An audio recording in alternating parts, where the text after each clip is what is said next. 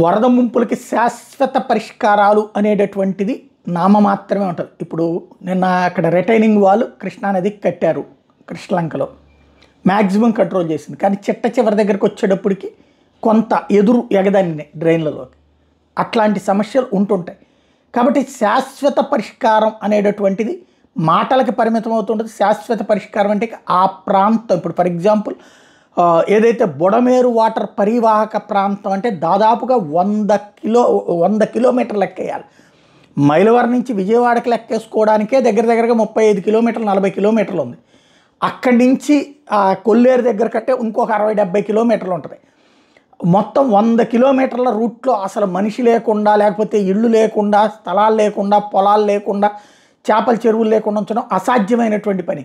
కాబట్టి వీటికి శాశ్వత పరిష్కారంలో ఒక ప్రాతిపదిక ఉండాలి. ఇప్పుడు ఫర్ ఎగ్జాంపుల్ మొన్న అమరావతి మునుగుతుంది అనుకున్నప్పుడు ఏం చేశారు, ఒక లిఫ్ట్ పెట్టి ఆ లిఫ్ట్తో ఆ వాటర్ని కృష్ణానదిలో తోడేటటువంటి ప్రక్రియ చేపట్టారు.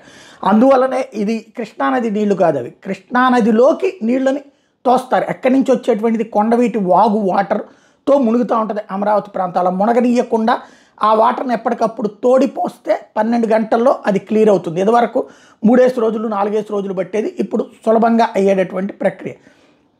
అట్లాంటిది ఏర్పాటు చేయాల్సి ఉంది. ఇక్కడ బుడమేరు రెగ్యులేటర్ పెట్టింది అందుకోసం. అయితే ఆ రెగ్యులేటర్ కూడా తెరిచేటప్పుడు ఇంటిమేట్ చేయటం, అలాగే ఆ ప్రాంతాలలో తగినటువంటి ఏర్పాట్లు. ఫర్ ఎగ్జాంపుల్ తుఫాను ప్రాంతాల్లో ఏముంటుంది, తుఫాను భవనాలను ఉంటాయి, తుఫాన్ షెల్టర్స్ అని ఉంటాయి.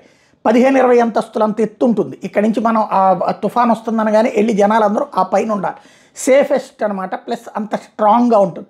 అట్లాంటి ఈ ప్రాంతాల్లో ఏర్పాటు చేయాల్సినటువంటి అవసరం అయితే ఉంది.